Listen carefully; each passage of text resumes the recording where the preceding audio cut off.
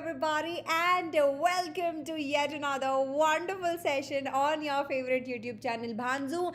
And today we are in the last and the final session of the chapter Integers, and we are going to finish the chapter today. So we have done part 1 and part 2 of the same chapter.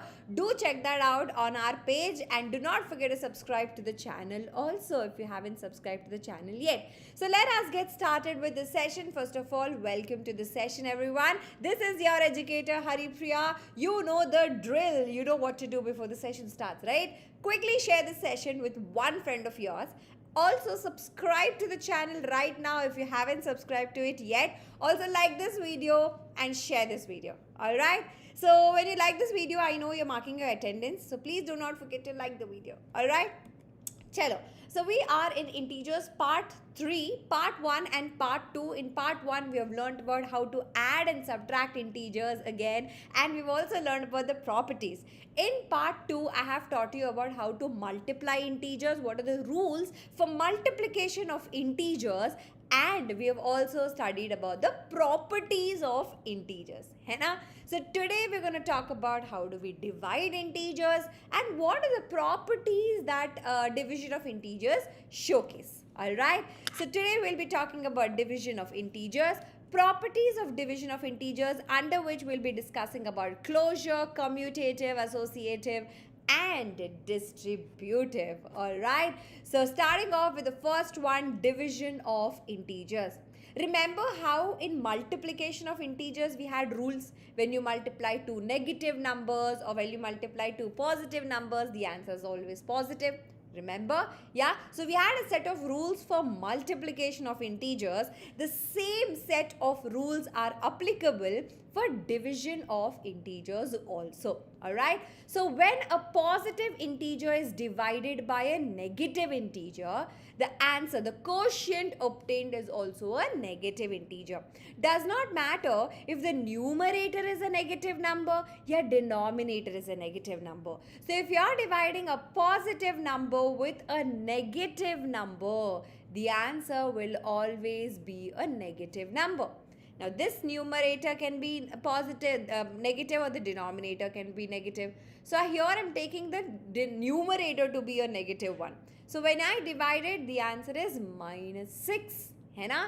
So when you are dividing a negative number by a positive number or a positive number by a negative number, the answer is always negative. Now what happens when you divide two negative integers? So here if I divide minus 54 with minus 9, both of them are negative. So the answer will be a positive one. Please remember, when you are dividing one integer which is negative and the other one is positive, basically of different signs, then the answer would, the quotient would be a negative one. But when you are dividing two integers who are negative, both negative, then the answer will be a positive integer. What will happen when you're dividing two positive integers here? The answer will be again a positive integer. Alright, so I hope you understood the rules of division of integers. Let me write it down here again. When you divide a positive number with a negative number, the answer is negative. When you divide a negative number with a positive number, the answer is again negative. When you divide two negative numbers, the answer is a positive integer. When both of them are positive and you're dividing them, the answer is again a positive integer. The same rules are applicable when we were talking about the multiplication of integers. Let's solve a few questions here. Now, what happens? Let's just write, will the answer be a positive one or a negative one? Alright. So, here you're dividing a negative integer with a positive integer. So the quotient will obviously be a negative integer because one of them is negative. So the answer here would be minus 15. All right. Now what is happening here? The numerator is a positive integer, but the denominator is a negative integer. What will happen? One positive, one negative. The answer will be a negative integer. So it will be -4. Now what is happening here? Both of them are negative. -36, -4. Since both of them are negative, the answer will be a positive integer. Alright. So please make sure when both of them are negative, you can also remember it like this. They will get eventually cancelled out and then the answer will be a positive one. You can remember it this way or just remember the rule. Alright. So here the answer would be +8. Alright. 1 minute. Yes. So before we move forward, I want you guys to quickly go to the description box. There's a link for a free demo for all you YouTube viewers of Bhanzu channel. Now this is going to be absolutely free. Now if you're asking, ma'am, why do we need to book a free demo? Now if you want to learn integers in a very different way, in a very inquisitive way of where did the integers come from, if you want to learn all of that, make sure that you are booking a free demo. Our trainers will help you out understand where did these numbers come from and a deeper insight of every topic in general. So that's why our Bhanzu curriculum stands apart from any other curriculum in the world, right? So if you want to check that out, there's a free demo for all you YouTube subscribers. All you have to do is, there's a link in the description box. You just have to click on that link and that's it. You are sorted. You just have to click on that link. Alright. So now coming back to this one here, the answer here has to be +9. I'm so sorry.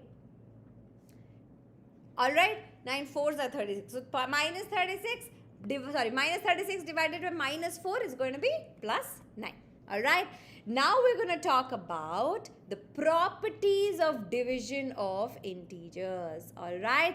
Now just like closure property, commutative, associative and distributive, something very similar we have for properties of division of integers as well. Right. So the first property that we will be talking about is actually the closure property. Now what does closure property say? If I take any two integers and operate between them, I should always get an integer. Now that is not the case when you're dividing your integers. Why? Suppose I'm dividing +3 with -4. So what am I getting? -3/4. Do you think -3/4 is an integer? It's not. It's a rational number that we will be learning very soon. Alright. So now when you are dividing two integers, you're not always getting an integer. If you're dividing -4 with -11, are you getting an integer? No, you're getting a fraction, right? So that is why integers are not closed under division. When you take two integers and when you divide them, you're not always getting back an integer. In some cases, it works. For example, if I'm dividing 9 by -3, then the answer is -3. It will work. You will get an integer. But in a few cases like this, it is not applicable. And that is why we reject, right? That is why we say that integers are not closed under division. Next, we have commutative property. What is commutative? A plus B can be B plus A is equal to B plus A. A multiplied with B equal to B multiplied with A. So commutative property says the order in which you operate on two integers should not matter. But when I divide 4 divided by 2, I am getting 2. But if I do 2 divided by 4, I am getting 1 by 2. It's wrong, no? 2 and 1 by 2 is not the same thing, right? So that is why division again is not commutative for integers. Subtraction is not commutative. Division is also not commutative. Now, next comes associative, which is an extension of our commutative property. Now, in associative, we are talking about more than two integers. Now here also, as many integers you can take. You can take 2, you can take 3, you can take 4. The order in which you operate on them, the order in which you divide them actually matters. You have to make sure that the order in which it is given, you have to follow that order. If I say 3 divided by 4 divided by 10, so you can't say 4 by 10 first and then divide it with 3. Don't do that. Alright. So make sure that you're following the order from left to the right. So that is what is our associative property. So again, you cannot divide integers in any order you want to. You will have to follow a particular rule here. Right. Now again, subtraction is again not associative. Right. So subtraction and division are not commutative. They are not associative also. Let us take an example and show you. A is equals to minus 2. B is equal to 3. C is equals to 6. Okay. So first we will be doing minus 2 divided with 3, and that is getting divided with 6. Alright. Now what are we getting here? Minus 2 by 3 divided with 6. We are dividing two rational numbers. So we will be learning about that also in the near future. So keep the first rational number as it is. Change your division sign to multiplication sign and reciprocate your 6. It will become 1 by 6.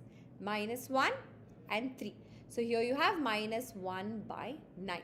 So when you're doing that, on the left hand side you got minus 1 by 9. Now let's see if we're getting the same thing on the right hand side or not. So for that, what do? We divide 3 and 6 first, and then divide the answer by minus 2. Divide minus 2 by the answer. So here what do you have? Minus 2 divided by 3 by 6 is nothing but 1 by 2. So what do? We keep the first rational number as it is. We change the division symbol to a multiplication symbol and we reciprocate. So here you have minus 4. Do you think your minus 1 by 2 is equal to, minus 1 by 9 is equal to minus 4? Definitely not. Hai na? So that is the reason it is not associative. And then comes a big question, why any number divided by 0 is not defined. So I'm going to make a very separate video on this topic. But please remember it for now, that when you divide any integer by 0, it is meaningless. It is not defined. Let it be a negative number divided by 0 or a positive number divided by 0. The answer is not defined. So basically, why? It's a very big question. It's a very big answer, I should say. So I'm going to make a separate video for that. So don't forget to check out that one. Next, 0 divided by any integer is always 0. Be it a positive number or a negative number. 0 divided by any integer is 0. Or it can be a positive integer also. It really doesn't matter. The answer will always be 0. So 0 divided by an integer other than 0, obviously, because 0 by 0 is also not defined. 0 divided by any other integer is always a 0, which is our hero. Next, any integer divided by 1 gives the same integer. For example, 3 divided by 1, you are getting 3. Minus 7 divided by 1, you are getting minus 7. So any number divided by 1 is the number itself. You will be getting your minus 7 back when you're dividing minus 7 by 1. Next, any integer divided by minus 1, it does not have the same answer. For example, minus 7 divided by minus 1. So what is the answer? The answer is plus 7. Are you noticing this? Your minus 7 has changed to plus 7. So when you divide an integer by minus 1, the answer will not remain the same. But if you're dividing an integer with plus 1, the answer will remain the same. Now you tell me, what is 0 divided by 1 and 0 divided by minus 1? Do you think they are the same answers? Let me know in the comment section. Alright. Let's solve few questions here. In a test, 5 marks are given for every correct answer and -2 marks are given for every incorrect answer. Radhika answered all the questions and scored 30 marks. Now what is this? This is the total marks that she has scored. Though she got 10 correct answers. Okay. Now let us look at the solution. So all the correct answers plus the wrong answers or the incorrect answers is equals to the total marks. Because we have negative marking also. For example, you suppose there are 3 questions. 1, 2 and 3. You got these 2 right and this one you got it as a wrong one. So you'll get +5 plus 5. Okay. Since you got this wrong, it will become -2.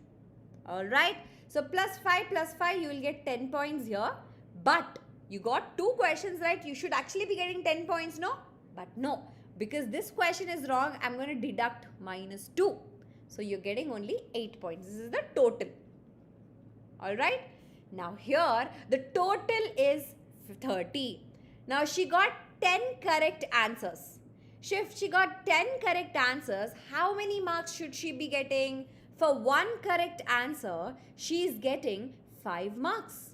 So for 10 correct answers, she should be getting 5 multiplied with 10, which is 50. Henna. Now, the correct answer plus the wrong answer is giving you the total marks. Correct answer ke marks kitne aaye inko? 50 marks she's got.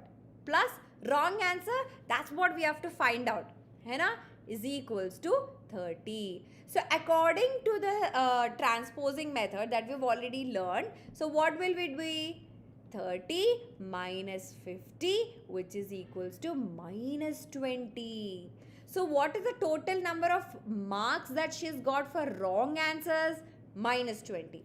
But each wrong answer, it is -2.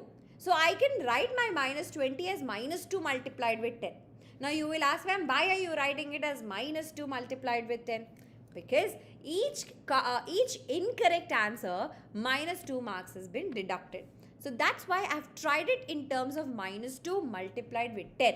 So this will be the number of incorrect questions attempted. So how many incorrect answers did they attempt? Total of 10 questions she's got wrong. That is why -20 marks. Because agar ek wrong answer ke liye -2 marks is getting deducted. Now she has answered 10 wrong answers. So how many marks will be deducted? -20. So though she has got +50 because she has answered 10 correct questions, -20 has been taken away because she equally answered 10 questions wrong. So that's why the total is 30 marks. One more question. Let's do it. Now here, as you can see, let me change the ink here. Now, same funda. For a correct answer, you're getting +5 marks. For a wrong answer, you will be getting -2 marks. Alright? Hi Ajitesh, welcome to the session. Hi Chidami, hello. Now, Jay also answered the questions and scored -12. So what is the total score of Jay? -12. Though he got 4 correct answers. So one correct answer is giving him 5 marks. So like that, he's got 4 correct answers. So he should actually be getting 20 marks, no? But he has got a total of 12 marks. Why? Because somewhere he did mistake again. So correct answers plus wrong answers is -12. That's the total marks that he has got. Kitne correct answers ke marks hai yahan pe? 20. So what would be the marks obtained for wrong answers? -12 -20, which is equals to -32. So I can write that -32 as -2 multiplied with 16. Hai na? Why did I do that? Because each wrong answer is actually having -2 marks. So -2 marks has been deducted if you answer a single question right. It's the same logic, guys. Suppose you have 3 questions here. Alright? So you have to attempt 3 questions. Out of which You got only one question right and the remaining two are wrong. So for the one question that you've answered right, you're going to get the 5 marks that you have been assigned. है ना? Now ये जो 2 गलत questions है, for that -2 is been deducted. So you got 5 because you got one question right, but -2 -2. है ना? -2 So you're left with only 1 mark here. है ना? That's what happened to Jay. He's only left with -12 marks because though he has got 4 correct answers for which he needs to get 20 points, he has got 16 incorrect answers. Alright, 16 questions ke he's got wrong answers. How did I know that? I first found out the total marks that have been deducted due to his wrong answering. So that is -32. Now, -2 marks is being deducted for 1 wrong answer. So -32 marks will be deducted for how many wrong answers? Our Uri-Terry method for the rescue. So -32 divided by -2. So the answer is +16. So totally he has got 16 wrong answers. That's the reason he has got the score in negative integers. Easy peasy. If you have any doubt, do let me know in the comment section. The next class, we are going to talk about a new chapter, fractions and decimals. We have learnt about whole numbers and integers and little about fractions and decimals in grade 6th. है ना? So in this chapter of fractions and decimals, we are going to dive deeper and learn about how do we divide decimals, how do we multiply decimals, how do we multiply and divide fractions also. So in the next class, this is a brand new chapter. So we're going to start off with multiplication and division of fractions. So please make sure that you are sharing this video with at least one friend of yours and marking your attendance by liking this video. Hello next gamer, welcome to the session. So thank you so much guys. You people were wonderful in today's class and I had a lot of fun teaching you guys. And I hope you also had a lot of fun learning from me. So I'm going to see you again in the next class. Tomorrow there's a very interesting video coming up on 5 overused English words that you need to avoid right now. So do check that out. It's already up on the channel. Make sure that you are setting your reminders. Alright.